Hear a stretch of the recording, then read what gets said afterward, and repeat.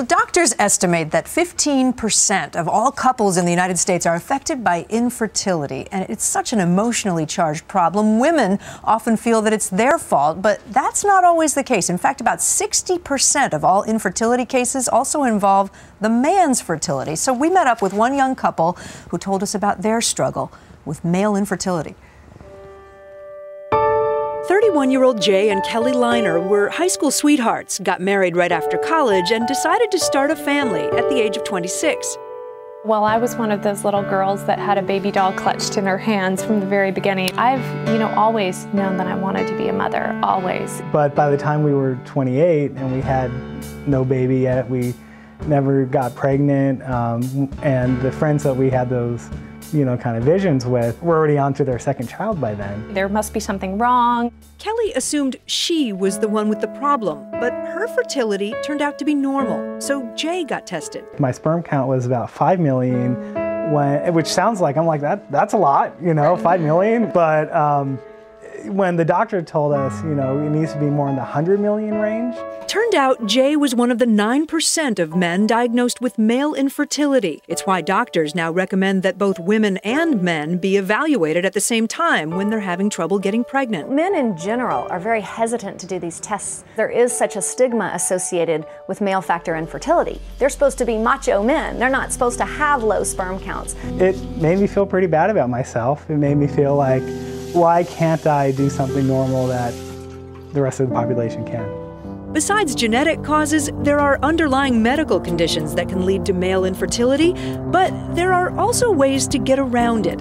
It wasn't the easiest process. There were days when I was crying nonstop. Then finally, last year, a more advanced fertility procedure worked. We actually would take Jay's sperm, find the very best looking one, and put it into each of Kelly's eggs. And ultimately, that's what made the difference for them and helped them have Gavin. It was the best moment of my life. It really was. It was surreal. It was so magical. We're glad we have our dream at the end of it.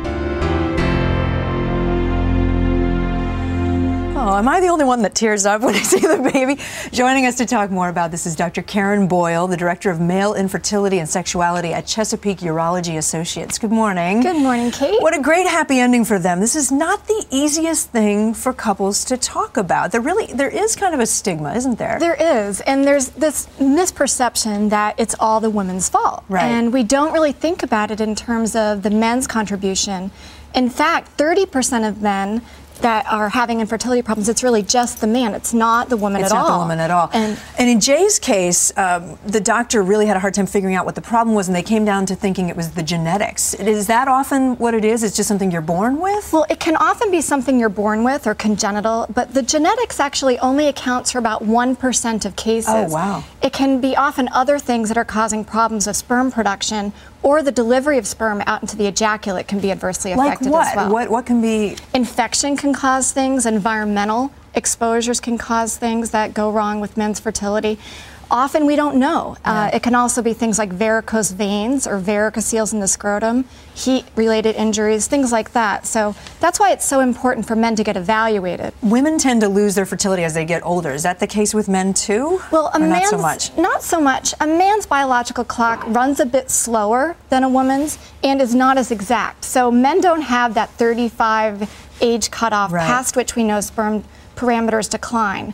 But we do know that sperm quality does decline with age. In fact, men after the age of 30 will lose about 1% of their testosterone a year.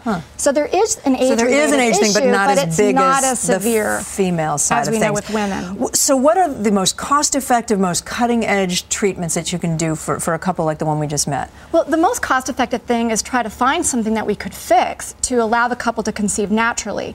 And one of the things that we look for in male infertility evaluations is a varicocele. And that can exist in up to 40% of men with infertility. And when we fix it, we can avoid assisted reproductive technologies. We can also do microsurgery to try to find sperm and move on to intrauterine insemination, IUI, which is taking ejaculated sperm, putting it into a woman's uterus, or in vitro fertilization like this couple had. where you take sperm and actually inject it into the egg with ICSI, or intracytoplasmic sperm injection. So there are all these technologies. Lots of big words. I know, there are all these technologies, but there are great treatments, work. yes. And what would you say to guys who are at that stage in their life where they're trying to have children? Are there tips, are there things you can do to boost your fertility? Well, the first thing is, like anything, be healthy, eat well, exercise, and the reason for this is that men with body mass indexes over 25 will have a 20% more likelihood of having infertility. And men that are obese will have a 3 times more likelihood of having low sperm count. So be healthy and take your vitamins. Take your vitamins. And we got to explain less is more. All right, less is more means that you want to have intercourse every other day while trying to conceive. Although it may be fun to have sex every day, multiple times a day, you're going to reduce your sperm counts.